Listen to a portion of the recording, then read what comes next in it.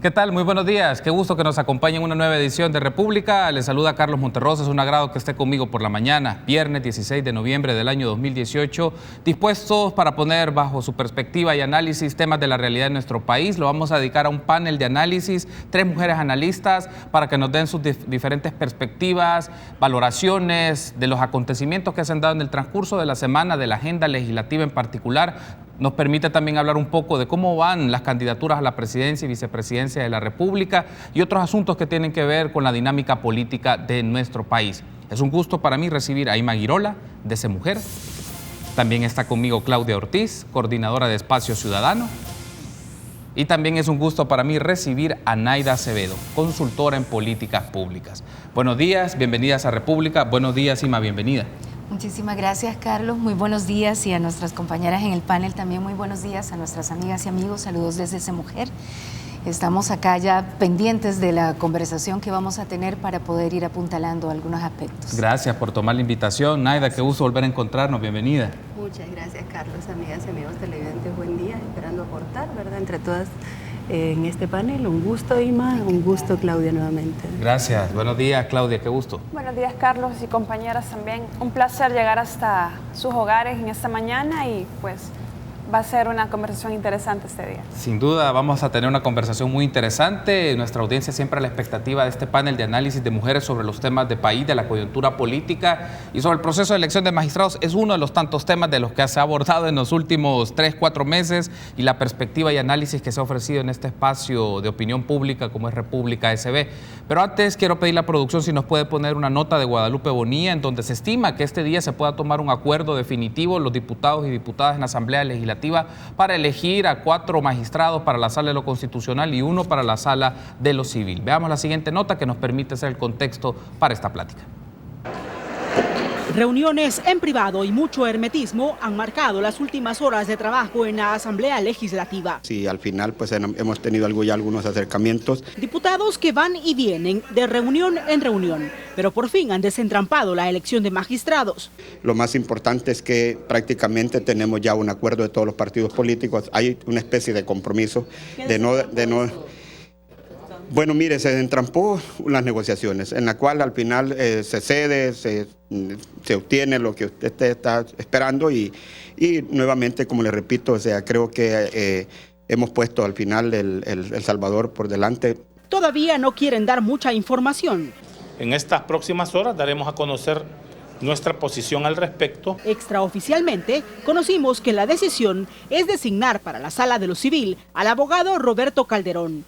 Y la Sala de lo Constitucional estaría integrada por Aldo Cader, Carlos Sánchez, Sergio Avilés y Marina de Torrento. Esta última tendría como suplente a la actual Procuradora General Sonia Cortés de Madrid. ¿Gana ha aceptado que Sonia Cortés de Madrid quede como suplente de Marina de Torrento? Todavía no hemos hecho hasta mañana a las 10 que lleguemos a la Comisión Política. Vamos a hacer algunas consultas. De los suplentes aún no se sabe nada y los diputados prefieren seguir haciendo las cosas en privado para evitar aquello de que se caiga el acuerdo. Diputado, ¿hay acuerdo? Mañana va a haber, mañana. ¿No hay acuerdo, diputado? Ay, mañana se van a dar cuenta. La Comisión Política, para terminar de afinar este acuerdo, quedó convocada para las 10 de la mañana de hoy viernes. Y a las 12 del mediodía, los diputados deberán regresar al Salón Azul para continuar con la plenaria y terminar así con estos 4 meses sin magistrados de Corte Suprema de Justicia.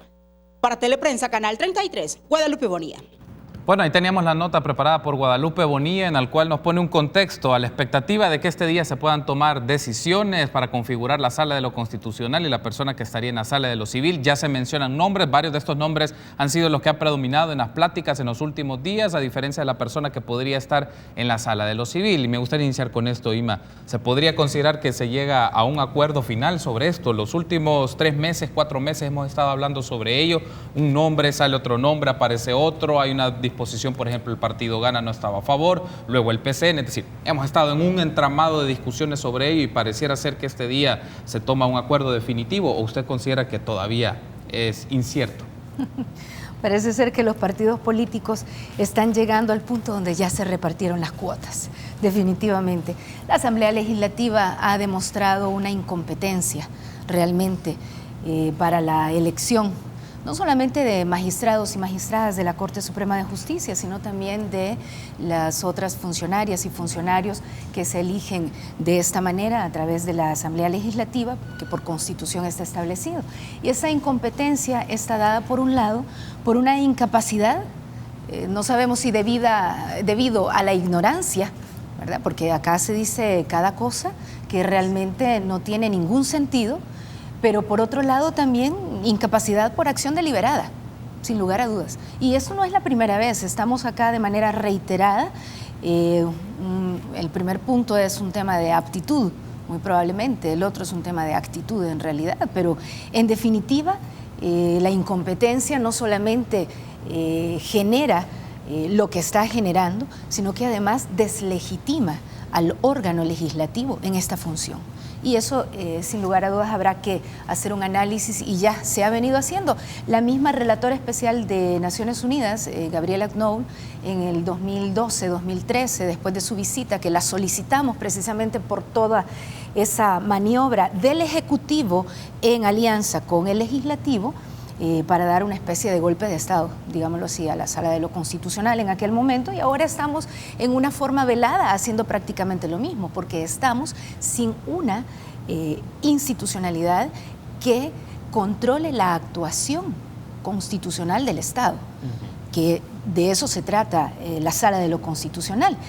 Y en este sentido, entonces, los pronunciamientos de las organizaciones diversas en cuenta nuestra institución, pero los pronunciamientos de Naciones Unidas, de la Comisión Interamericana de Derechos Humanos, del relator especial de Naciones Unidas para la independencia de magistrados y jueces y abogados, el doctor García Sayán, los pronunciamientos han sido contundentes y aún así el órgano legislativo hace como considera, haciendo la clara excepción del diputado no partidario Leonardo Bonilla, que ha demostrado su independencia realmente, pero más allá de esto, y un ejecutivo que o no existe a través de la Presidencia de la República o le conviene este tipo de actuaciones, porque al final de cuentas pues tampoco se le puede controlar su actuación analizando los parámetros constitucionales. Así es que si incluso ahora llegasen a hacer la elección después de 4 meses, 124 días, esta es una elección amañada. Y eso está claro, es una elección amañada. Más allá de algunos nombres muy respetables, es decir, todo el mundo que está ahí, las 30 personas son personas respetables. Este no es un tema de personas en sí, es un tema de idoneidad para el cargo. Y aquí hay personas que son idóneas y personas que no son idóneas, inidóneas. Entonces, igualmente se quiere hacer una mezcla en este sentido que trate de cubrir las cuotas partidarias. Eso deslegitima la acción legislativa, pero además de eso también están generando una serie de confusiones, porque cuando señalan que, bueno, sí, vamos a elegir para 9 años, pero los vamos a designar por 3 años y luego los vamos a cambiar, y realmente no solo es inconstitucional, sino que además es un juego de manipulación a la población para hacerle creer de repente, bueno, mire, puede ser una solución salomónica. Ojo con ese tipo de cosas. Y luego el otro punto es el tema de que se eligen y se designan para la Sala de lo Constitucional, pero la Asamblea Legislativa no puede designar más allá de la Sala de lo Constitucional. Es decir, no es cierto que se tenga que designar para la Sala de lo Civil. Se designa para la Corte Suprema de Justicia. Es la Corte Plena la que entonces identifica el resto de las salas, la composición del resto de las salas. Okay, debo de hacer una pausa, pero al regresar me gustaría escuchar a Claudia y a Naida sobre esto, porque también otros elementos de carácter político fueron apareciendo en los últimos días. La posición diferenciada de 3-4 diputados, por lo menos de manera expresa, del Partido Arena respecto a la posición original que tenía su partido, o la decisión que habían llegado con el PCN y el PDC de tener una propuesta en conjunto, la postura del FMLN, la postura de Gana. Me gustaría tener sus análisis sobre estos aspectos, y también viene otra elección, el caso de la Fiscalía General de la República. ¿Cómo se da esta combinación de elementos? Una pausa, volvemos en minutos.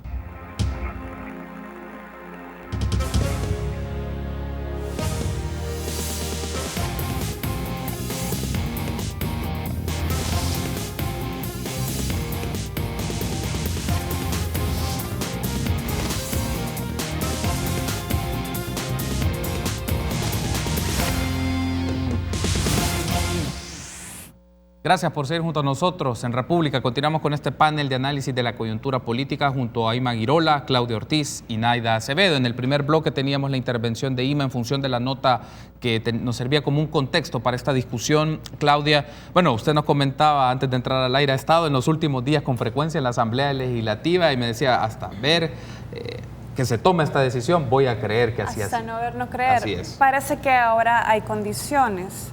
Hay que esperar a que transcurra la jornada de este día para realmente decir que hay humo blanco o no, o continuamos en esa situación. Realmente ya resulta desgastante, no solo para la Asamblea, sino también para todas las organizaciones que estamos pendientes y sobre todo, y es lo más lamentable, para aquellas personas cuyos derechos fundamentales están siendo violentados y que no hay una instancia a la cual recurrir para poder tutelar estos derechos. Eso creo que al final es lo más grave. Ahora, haciendo un poco de análisis sobre por qué se ha tardado tanto esta elección, quiero en un primer momento tomar un poco de distancia como activista y hablar un poco desde la distancia, un análisis más tal vez histórico o macro de la situación. Y es que, en primer lugar, vemos a los poderes políticos aún resistiéndose a asumir controles. Esta elección en particular ha tenido la característica que empiezan a haber más filtros, más controles, se empieza a tratar de implementar la jurisprudencia constitucional de una manera más seria, tal vez al momento de elegir este tipo de funcionarios de elecciones de segundo grado. Entonces, por primera vez sale el nombre de la palabra baremo, una evaluación, hay entrevistas un poco más en forma, hay todo un proceso que hay que decirlo que en las instancias anteriores a la Asamblea Legislativa, es decir, la elección de las FEDAES, las entrevistas y las evaluaciones en el CNJ, ha habido más transparencia, más publicidad. Eso lo hemos visto durante el proceso. Ahora, llega a la Asamblea, que es el ente más político y el que tiene quizás una cultura política más autoritaria, más opaca, y ahí donde estos nuevos controles y esos nuevos mecanismos de transparencia y de elección un poco más reglados y menos discrecionales, ahí es donde empezamos a ver la resistencia. Y esto creo que responde, uno de los aspectos de los que responde esa situación es que estamos presenciando una decisión que empieza a ser un poco menos discrecional, o que busca que se tome de una manera un poco menos discrecional y un poco más reglada. Cuando estamos hablando de que hay entrevistas, que se exige que haya un baremo, una norma, unos criterios de evaluación, ahí es donde vemos la resistencia. Y entonces vemos dos escenarios. En la superficie, a nivel de discurso, a nivel de declaraciones públicas, los diputados hablando de que tenemos nuestras evaluaciones, queremos que sean los más idóneos, queremos que no hayan cuotas partidarias. Vemos que hacen el show en la comisión política y que solamente están barajando nombres, pero vemos debajo de la superficie, en esa caja negra, donde los ciudadanos no logramos tener acceso, y llega un momento donde la opacidad empieza a ser más fuerte en el proceso. Empiezan a haber más reuniones privadas, vemos que no hay avance en comisión política, en sesiones públicas, lo cual creo que es algo grave y que debemos empezar a exigir que estas decisiones se tomen a la luz del día, porque así es como la ley lo manda, así es como los principios democráticos lo mandan. Y empezamos a ver más reuniones en privado. Decía la nota al principio, los diputados van y vienen de reunión en reunión, y entendemos que hay ciertas sensibilidades, que esa es una decisión muy política también, política no partidaria, sino política porque define el destino de la nación en un aspecto muy, muy particular. Pero tenemos abajo de la superficie esa opacidad y lo que hablaba Ima, ese reparto de cuotas. Y yo quiero poner un ejemplo que no es porque yo esté defendiendo a esta persona o ese perfil, pero me parece un ejemplo que, tomando distancia, es interesante de analizar, que es el caso de Ivette Cardona. En las entrevistas queda bastante en evidencia que es la persona más preparada. Si queremos tomar solo, por ejemplo, la parte académica, es la única persona que tiene un doctorado en Derecho Constitucional. Es una persona que se graduó con honores. Pero el sistema está podrido hasta tal punto y está configurado hasta tal punto que lo que produce el sistema los resultados de ese sistema es que una persona de este perfil queda fuera. Ya varios meses, un mes y medio, 2 meses atrás queda fuera de la negociación. Y nos preguntamos por qué. Ahora hay otros candidatos que están en la lista que ahora se barajea que también son algo bastante idóneos, otros que tienen señalamientos, ¿verdad? Pero ese caso es interesante analizar por qué nuestro sistema funciona de tal manera que una persona que podría tener el mejor perfil para desempeñar el cargo a nivel académico, a nivel de experiencia, en el ámbito constitucional, queda fuera. ¿Y qué mensaje le estamos mandando a los jóvenes, por ejemplo?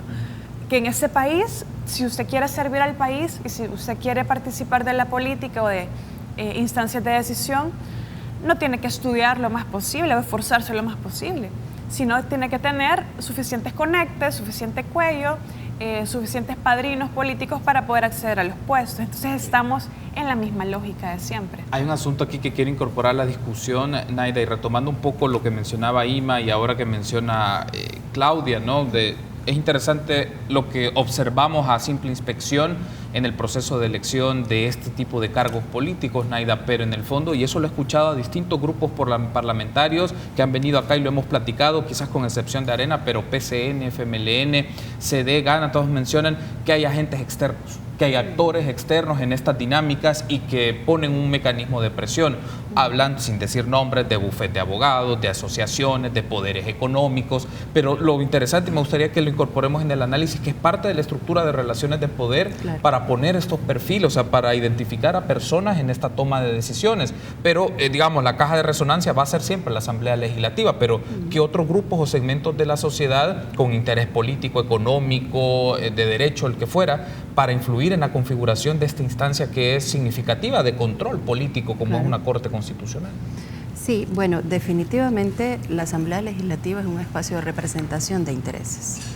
Entonces, el punto es, cuando nos encontramos sobre la mesa, de manera tan clara y tan directa, esta representación de intereses, que sucede sobre todo cuando toca estas elecciones de segundo grado, o se toman ese tipo de decisiones que reflejan los intereses de quienes están ahí mostrados, ¿verdad?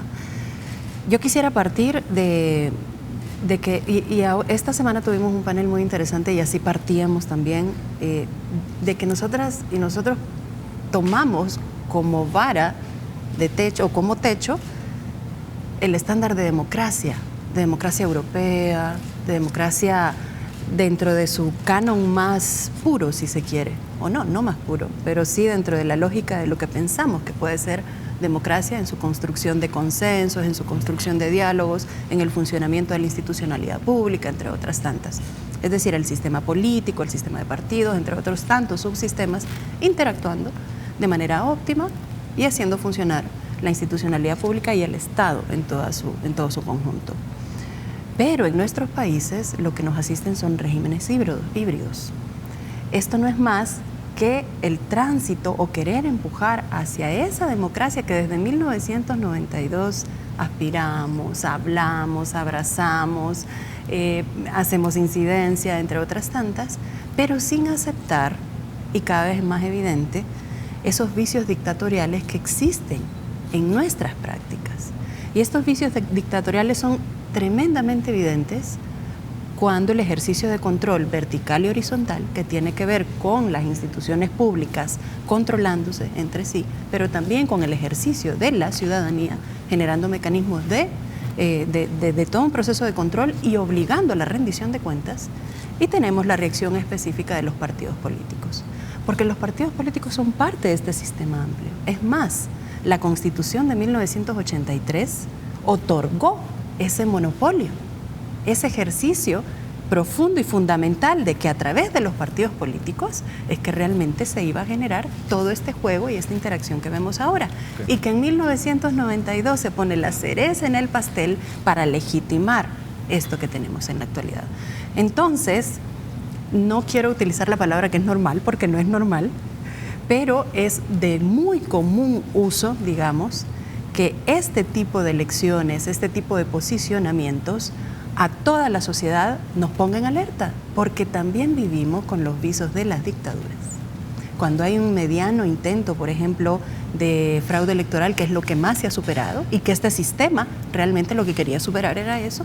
Entonces lo que encontramos son estas alertas, y alertas tremendas. Todo el mundo está como muy ansioso y pendiente, bueno, ¿cuándo lo vamos a elegir? ¿Y por qué se tardan tanto? Y están poniendo seguramente a los representantes, que tienen toda la razón, tenemos toda la razón cuando planteamos eso, pero hay que entender el panorama completo alrededor del cual se maneja nuestra política, ¿verdad? La política, el sistema político, el sistema de partidos políticos, entre otras tantas, y creo que hemos avanzado en madurez como país para poderlo plantear y para poderlo debatir. En este entendido, entonces, lo que estamos viendo es definitivamente la representación pura y dura de intereses específicos, de sectores en particular, que buscan minimizar la actividad de control de uno de los órganos más importantes de la institucionalidad pública, que es la Corte Suprema de Justicia. Y claro, tuvo problemas muy fuertes en su función de control en el periodo anterior. Sí. Entonces, eso es como de alguna forma lo que se quiere evitar en todo este ejercicio que estamos viendo. Debo de hacer una pausa, Naida. Me gustaría que al regresar termine la idea que iba a plantearnos y luego escuchar a Ima y a Claudia sobre esto, porque hay un ejercicio de control político. Lo hablábamos en un panel que tuvimos a inicios de semana, en qué elementos y tareas hay control político, seguimientos de sentencias y el rol que hace el órgano ejecutivo y el legislativo. Y también hablemos un poco de cómo están leyendo en este momento las fórmulas presidenciales. Creo que es importante escucharles en función de sus posicionamientos en los últimos días. Una pausa. Volvemos en minutos.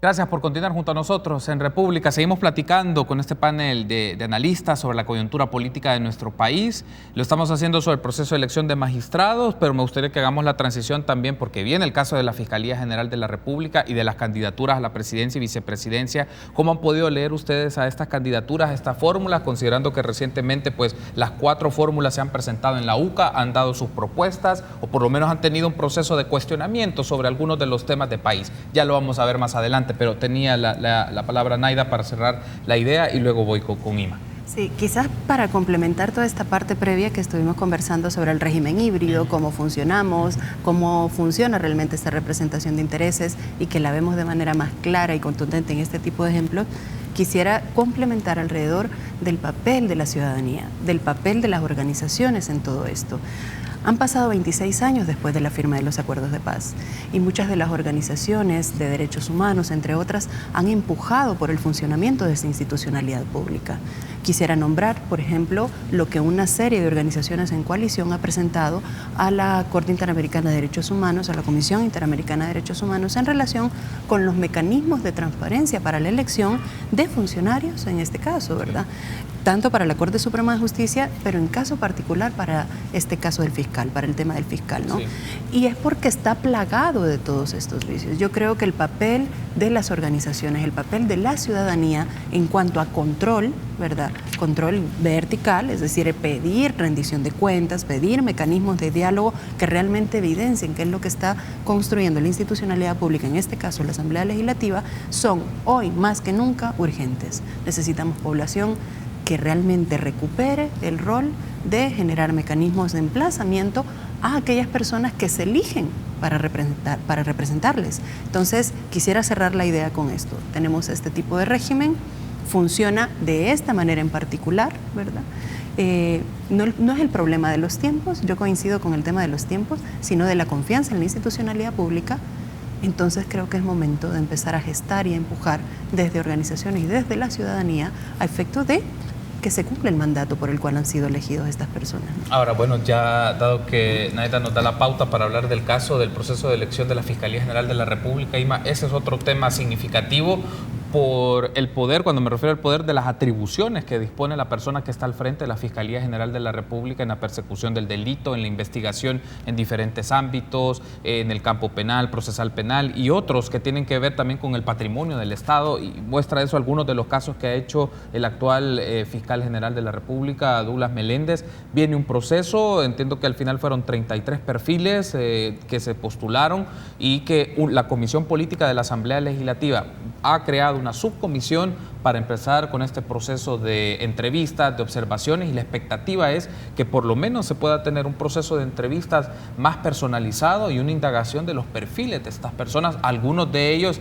que nuevamente quieren ejercer el cargo, otros que han estado vinculados a la Corte Suprema de Justicia, pero desde su perspectiva, Ima, ¿qué elementos debe considerar que son fundamentales para tener un proceso de elección con más claridad, con más transparencia y sobre todo que permitan al ciudadano conocer a estas personas y sobre todo para los diputados ejercerle presión sobre qué temas deben de ser más precisos en el conocimiento de estas personas al momento de tomar decisiones o ir construyendo criterios para la toma de decisiones? Bueno, en primer lugar, y retomando uno de los elementos que mencionaba Naida, no es creíble el proceso de elección de profesional titular para la Fiscalía General de la República ante una Asamblea Legislativa que está dando las muestras que está dando, ¿verdad? Y es porque nos estamos acostumbrando o reiterando en el acostumbramiento de un ejercicio político partidario mediocre, de un ejercicio político partidario indolente. Es decir, no les interesan los pacientes que están ahí con insuficiencia renal, con cáncer, con enfermedades terminales. No les importa que hayan interpuesto recursos de amparo, que no se están cumpliendo, las poblaciones que están siendo desplazadas forzosamente por violencia y que el Estado salvadoreño sigue sin reconocer. Entonces es un ejercicio político partidario indolente, revictimizante, violatorio del Estado constitucional de derecho. Entonces, claro, eso le resta no solo credibilidad, sino que, decía, legitimidad. Y hay que hablar tanto de los criterios de las personas profesionales a los cargos, ya estemos hablando de Corte Suprema de Justicia, Corte de Cuentas de la República, Tribunal Supremo Electoral, Fiscalía General de la República y todas las otras demás instituciones. Ojo, porque en un Estado democrático de derecho y constitucional de derecho no debería de haber una concentración tal del poder en uno de los órganos de Estado, como sí lo hay todavía por Constitución en la Asamblea Legislativa. Entonces digo, no solamente se trata de los criterios con respecto a estos y a estas profesionales, sino también con respecto a quienes se están eligiendo. Es decir, en este caso, seguimos otra vez con la Asamblea Legislativa. Y en este sentido, sin lugar a dudas, los criterios que están establecidos también en términos generales, tanto en nuestra Constitución como en los estándares internacionales en materia de altas cortes, también funciona en su gran mayoría con respecto a fiscalías y ministerios públicos. Sin lugar a dudas, estamos hablando de competencia. Es que una persona incompetente podrá tener muy buen corazón, podrá tener muy buenas intenciones, pero es incompetente. Es así y hay que decirlo con toda claridad. Una persona muy competente, pero amarrada totalmente a intereses cupulares, partidarios, económicos, militares, como los que hay en nuestro país, podrá ser una lumbrera, pero amarrada ahí no tiene independencia, no tiene imparcialidad. Y la misma Convención Americana de Derechos Humanos, en su artículo 8.1, establece estos parámetros y estos criterios en relación a una jurisdicción que tiene que ser imparcial, que tiene que ser competente, que tiene que ser independiente. Estos son elementos que tienen que estar presentes y la competencia entonces en términos del mandato constitucional que se establece para ejercer el cargo de fiscal general de la República, sea una mujer o sea un hombre. Y en este sentido también tenemos que exigirle, demandarle también, por un lado, a las academias, a la academia, en términos de la formación de profesionales, porque mira lo que está pasando, PAES 5.66 y estamos felices. Del colegio donde yo me gradué, no sé, todo el mundo se quedaba si sacaba menos de 7. Y era así, aunque el ministerio decía otra cosa, pero era así. Pero la mediocridad, la lógica del menos peor, ¿verdad? La lógica del mal menor, la lógica del peor es nada o de algo a nada, quedémonos con algo, es una lógica que nos está llevando al despeñadero en todos los sentidos, en los sentidos de la competencia, meritocracia, idoneidad, en los sentidos de la transparencia, en los sentidos o en el sentido de la imparcialidad e independencia. Y los mismos artículos de la Constitución, y por acá los tenía también señalados, el artículo 172 de la Constitución, cuando nos habla de la independencia, en este caso en particular, que nos está hablando de el órgano jurisdiccional, de las funciones jurisdiccionales, más de las funciones jurisdiccionales, porque el Tribunal Supremo Electoral podrá no estar, por ejemplo, en el órgano judicial y no obstante tiene funciones jurisdiccionales. Entonces los magistrados y jueces en lo referente al ejercicio de la función jurisdiccional son independientes y están sometidos exclusivamente a la Constitución y a las leyes. Y el 218 también es lo suficientemente claro. Por ejemplo, cuando nos dice régimen administrativo, servicio civil, artículo 218, los funcionarios y empleados públicos están al servicio del Estado y no de una fracción política determinada. Es que, ¿qué parte de la Constitución no entendieron? No podrán prevalerse de sus cargos para hacer política partidista. El que lo haga será sancionado de conformidad con la ley. Y hablando del tema de violatorio de la ley, solamente... ¿Puedes leer el 85? Leo el 85, pero quiero referirme justamente a que la Asamblea Legislativa está en reiterada acción violatoria al Código Penal, además de al Estado Constitucional de Derecho, cuando estamos hablando de actos arbitrarios, artículo 320, incumplimiento de deberes, artículo 321, desobediencia, 322, y luego voy a buscar el artículo que me dice Naida. Pero de lo que estamos hablando acá es que en realidad no podemos conformarnos con menos. Es lo que dice la Constitución y más allá, hay que ir todavía más allá. Los instrumentos internacionales de derechos humanos, los estándares internacionales, pero si nos vamos a conformar con la mediocridad, bueno... Debo de hacer una pausa. Al regresar me gustaría escuchar a Claudia sobre estos comentarios de Ima y también a Naida, y también ir incorporando el tema de las candidaturas, de las figuras presidenciales. Una pausa, volvemos.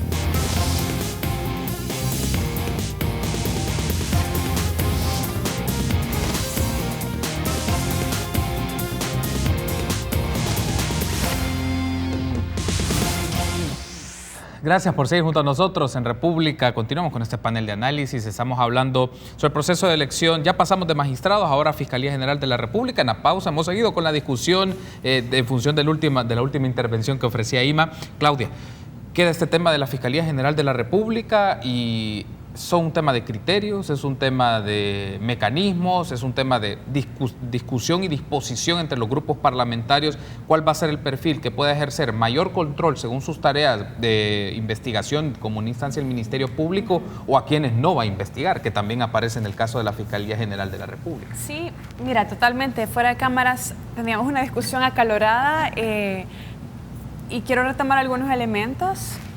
Naida mencionaba, somos un régimen híbrido, o sea, es un sistema que combina rasgos dictatoriales con rasgos democráticos. No somos una democracia, sino un régimen híbrido. Pero yo creo que eso no obsta que vamos hacia una democracia, aspiramos hacia una democracia y no podemos conformarnos, como también mencionaba Ima, de que aquí no hay nada que hacer, entonces apaguemos la luz y vámonos, ¿verdad? Eso, si no, ¿qué estamos haciendo acá? Y creo que las tres compartimos esa vocación por construir un país más democrático, más inclusivo.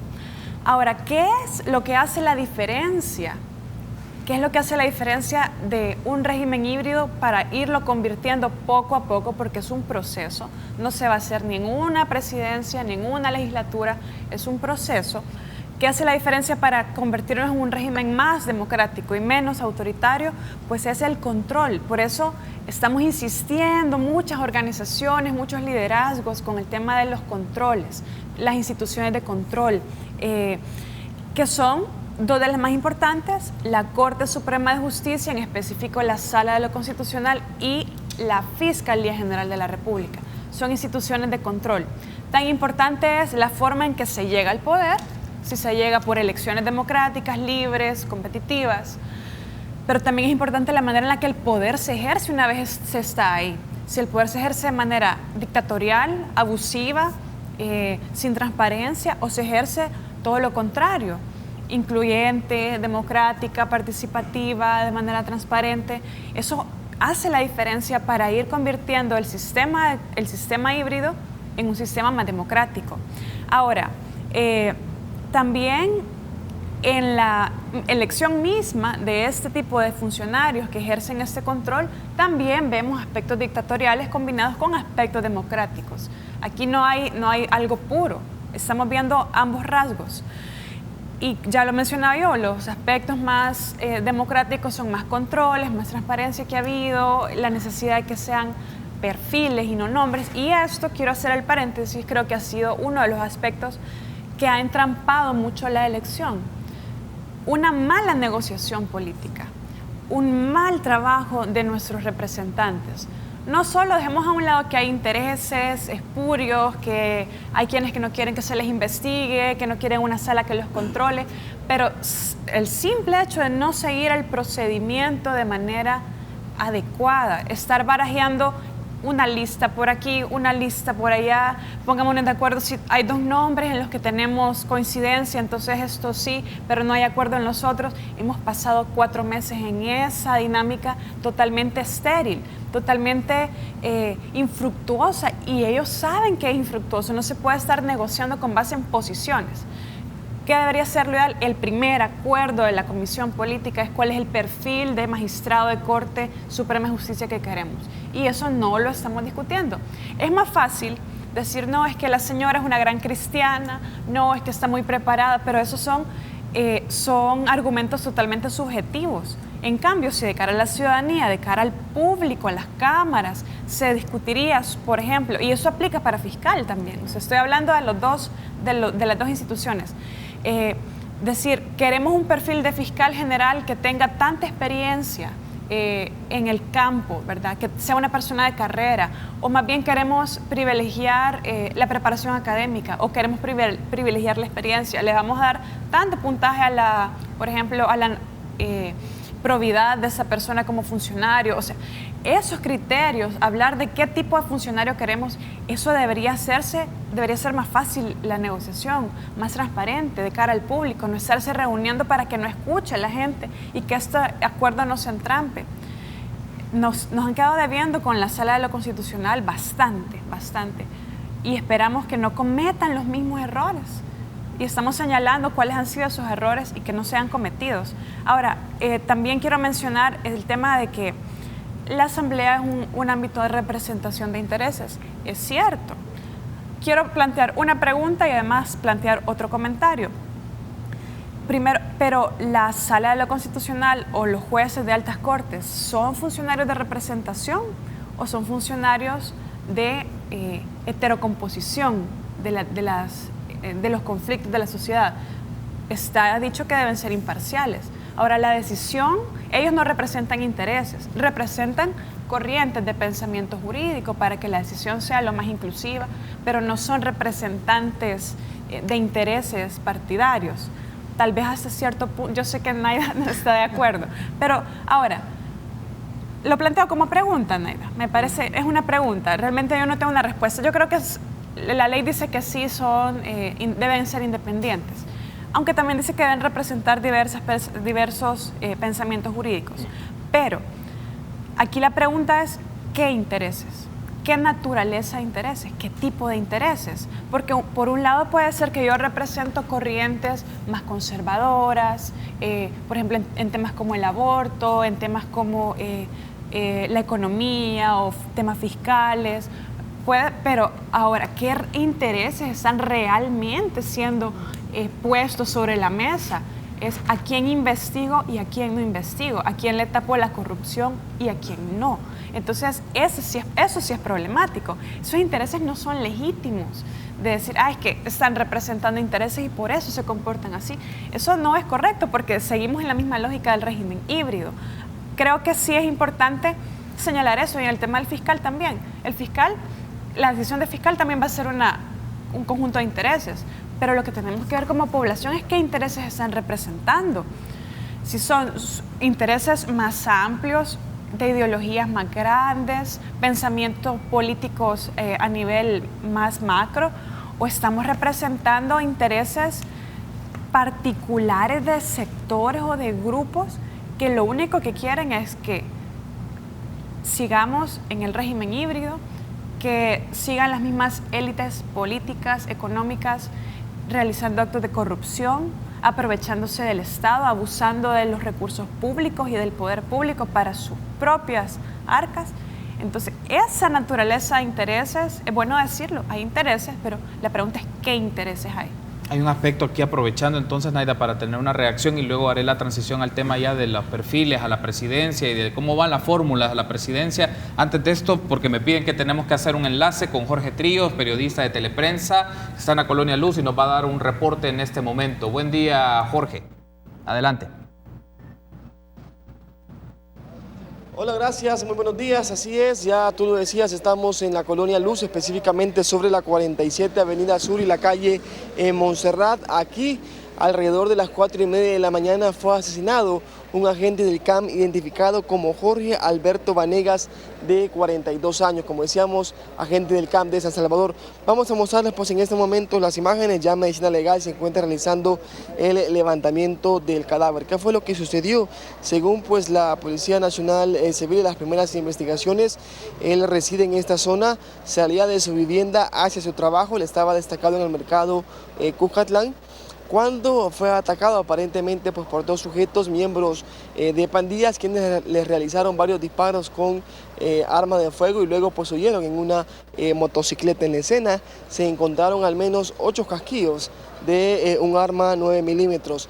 Las autoridades investigan específicamente cuál fue el motivo del asesinato. No se descarta, por supuesto, que esté relacionado con su trabajo, pero también nos explicaban que él pues es propietario con su familia de también un pequeño negocio, una pequeña tienda acá en esta misma colonia donde residía, y no se descarta que también pues podría estar relacionado con problemas con estas estructuras criminales, específicamente por ese negocio. Pero habrá que esperar, como decíamos, las investigaciones. Junto a él se encontró también el bolsón donde pues él transportaba los uniformes con los que trabajaba, pero recordemos que los agentes del CAM no portan armas de fuego, ellos lo dejan pues en sus instalaciones y hasta que llegan ahí pues agarran su equipo, se preparan y luego pues ya comienzan a realizar el trabajo que hacen a diario. Sin embargo, pues él se encontraba en este momento sin armas, no pudo defenderse y prácticamente pues fue sorprendido por esos dos sujetos presuntamente miembros de pandillas. Por último, también informarte que las autoridades, la policía, se encuentran realizando un operativo tanto en esta colonia como también en otras aledañas, en la colonia DIN, en busca de más información y de estos sujetos que habrían participado en este crimen. Además, hay que destacar que en la zona hay cámaras de videovigilancia y ya se están analizando para poder identificar a los responsables. Así la información, Carlos. Si no hay preguntas, yo regreso nuevamente contigo a los estudios. Perfecto, Jorge, gracias, muy amable por tu reporte. Nota que se va a ampliar en la próxima emisión de Teleprensa. Gracias por tu reporte, Jorge. Buen día. Bien, entonces tenemos que hacer una pausa, pero continuamos con más en República. Volvemos en minutos.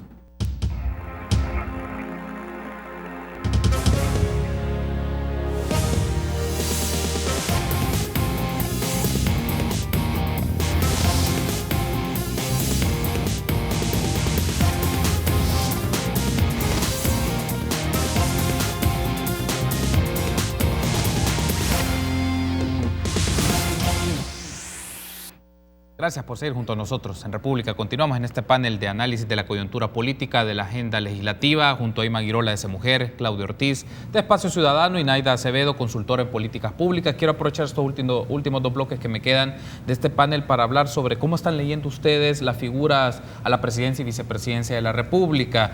Esta semana, pues en la UCA se cerraron 4 conversatorios que se tuvieron ya con las 4 fórmulas, la de Gana, la de Vamos, la de Arena y la del FMLN. Naida, me gustaría un poco tener una apreciación de cómo está leyendo usted a esta fórmula en función de lo que ya están exponiendo. Algunas aterrizan un poco más, mencionan algunas ideas, aún así no son tan concretas, otras todavía son un poco más etéreas, más generales. ¿Cómo está leyendo usted a las fórmulas y si ha identificado alguna propuesta en específico o algo que usted diga, esto es distinto o esto es algo que vale la pena ampliarlo un poco más? Bueno, yo primero quiero solidarizarme con la familia del agente asesinado, ¿verdad? Sumarme al abrazo fraterno y y pues vamos, somos parte. Este tipo de noticias nos acaban de devolver fuera de un panel de televisión a lo que en la realidad somos, en lo que en la realidad nos asiste. Entonces yo creo que eso es lo que realmente debe motivar la actividad no solo de un funcionario o funcionaria, sino que la actividad de todas y de todos. Creo que si no logramos sentir en lo más profundo lo que acabamos de ver, es que realmente tenemos que replantearnos como sociedad. Diciendo esto y dejando un poco de lado, aunque hubiéramos podido extender el debate sobre el tema de la elección de cortes de magistrados y magistradas y de la fiscalía. Claro, hemos tenido un ejercicio tremendamente interesante liderado por el espacio académico, por la UCA, en donde las fórmulas presidenciales han emitido algunos elementos generales aún, como bien ha enunciado Carlos, pero que no logran aterrizar de manera concreta elementos de transformación de esta sociedad. La violencia que nos asiste, el evento del que nos acaban de comentar ahora, es solo un ejemplo de lo que de manera diaria sucede aquí. Hay algo profundo. Ayer decía Hugo Martínez que lo que hay que hacer es llevar el Estado, la institucionalidad pública a la localidad, ¿verdad? Y claro, eso es importante, pero no solo se trata de la institucionalidad pública en la localidad, se trata de generar procesos en donde la misma población vuelva a gestarse y reconocerse desde el sentido identitario que necesitamos hacerlo. Es decir, no podemos normalizar o naturalizar, digamos, procesos de embarazos en adolescentes, procesos de suicidios a las alturas que se tienen de adolescentes, feminicidios como los que tenemos.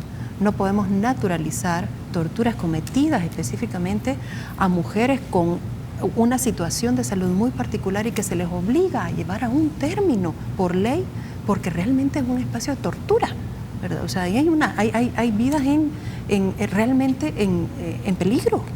Entonces, creo que la sociedad debe empezar a transformarse y caminar hacia allá. Y lo que vemos no es más que el reflejo de nuestra propia sociedad. Es decir, los partidos políticos no logran tocar la estructura. Decíamos fuera de cámaras, decía más bien que la gobernabilidad de este país tiene la base, la impunidad. Es decir, hemos llegado a una mediana gobernabilidad porque si vemos los países nuestros países vecinos, Honduras, Guatemala, Nicaragua misma, o sea, realmente El Salvador ha llegado a una mediana gobernabilidad, pero a puro sacrificio de derechos consagrados y de incluso procesos históricos, que es lo que realmente se siente en ausencia. Decía también, por ejemplo, Hugo Martínez, que la gente le reclama mucho en el territorio de en qué momento se perdió esa identidad con la cual nació el FMLN y en qué momento se generó ese tránsito de ser un partido político que representaba realmente a las personas excluidas a tratar de generar estos procesos de gobernabilidad que ahora nos asisten. Y es que eso es lo que nos hace falta. Nos hace falta posicionar este tipo de elementos en función de transformar lo que estructuralmente nos asiste. Pobreza, que sí, hay algunos programas sociales que han atacado y han afrontado el tema de la pobreza, pero seguimos teniendo unas brechas de desigualdad profundas. Entonces, el tema fiscal, que es un tema profundamente estructural y que normalmente no se toca desde lo que corresponde, ¿verdad? El tema de seguridad, porque el tema de seguridad también pasa por intereses que hay alrededor de eso, es decir, figuras o círculos de narcotráfico, entre otras tantas, que les interesa este estado de seguridad en el que estamos, ¿verdad? Y ahí hay funcionariado. Ya sabemos, ya hemos visto casos en donde se implica funcionariado ahí. Y hemos dejado pasar, no son 4 meses de atraso, son 26 años que nos han pasado de una forma en la que se ha venido construyendo el sistema de partidos y el sistema político de este país y que ya está en sus últimas gotas de rebasar. Pero depende mucho de la acción colectiva. Y aquí yo quiero apelar a la población salvadoreña en función de que es momento. Este es el momento que nos asiste, y no solo a través del voto. No estamos hablando del ejercicio del sufragio como único mecanismo de castigar o premiar, que es un ejercicio de control, pero no es el único. Necesitamos gestar mecanismos alrededor de obligar a este sistema de partidos y a este sistema político a transformarse. Debo de hacer una pausa y en el último bloque escucho a Ima y a Claudia sobre esto, cómo están leyendo a las candidaturas, a las fórmulas presidenciales y qué aspectos hay que destacar de sus discursos, qué aspectos los consideran coherentes, qué aspectos los consideran incoherentes. Volvemos en minutos.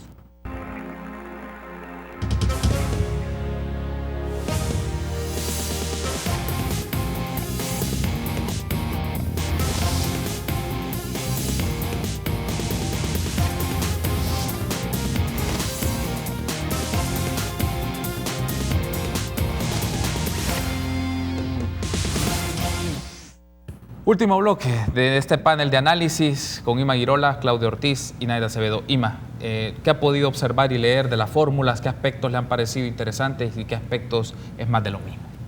Pues mire, quizás una de las primeras cosas es poner en el contexto que todas las fórmulas, por un lado, guardan distancia sobre parte del pasado de su partido político o de su presente de su partido político, pero a la vez guardan identidad. Entonces, no hay que olvidar que las fórmulas son personajes.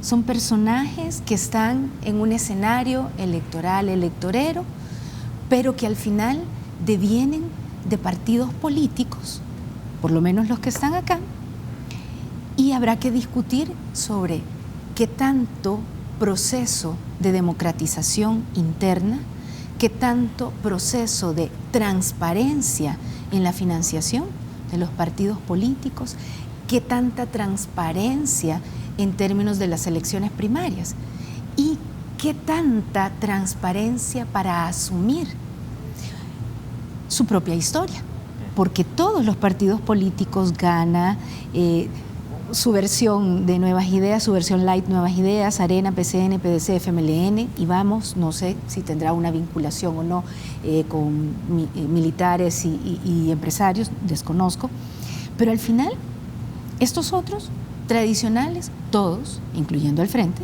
son partidos que devienen de prácticas de graves violaciones a derechos humanos, todos. Entonces, no hay que quedarnos solo con las figuras. Las figuras son importantes en términos de hablar otra vez de la competencia, otra vez de la independencia, otra vez de la imparcialidad, pero esa independencia está bastante sesgada. Esa imparcialidad definitivamente que está sesgada, pero luego hay que hablar de la capacidad de los partidos políticos, de los aparatos electorales que los llevan, porque es que no es cierto que sean ellas y ellos y ya. Y entonces acá no puedes tener figuras acartonadas, porque si no te sucede como cuando se hace playback en los musicales, ¿verdad? Entonces esta es solo la figura que es maquillada, pero detrás lo que hay es un disquito que está sonando ahí, son otras las personas que en realidad cantan, y al final de cuentas, ¿cuál es la mano que mece la cuna? ¿Verdad? De esa película, ¿no? Entonces, pero ¿cuál es la mano que está detrás de todo esto? Entonces no hay que olvidar que solamente son personajes, que están ahí, que juegan un rol, que son importantes, pero que no, por más que quieran lavar la ropa unos, que quieran olvidarse de la ley de amnistía, y todos la han obstaculizado, la inconstitucionalidad y la aplicación de la inconstitucionalidad de la ley de amnistía, porque todos han sido violadores de derechos humanos. Entonces, claro, no hay que olvidar esto, que tienen un pasado y un presente, y lo que se va a construir y lo que se ha seguido construyendo, porque todos han estado en el poder y todos han demostrado lo que son verdaderamente.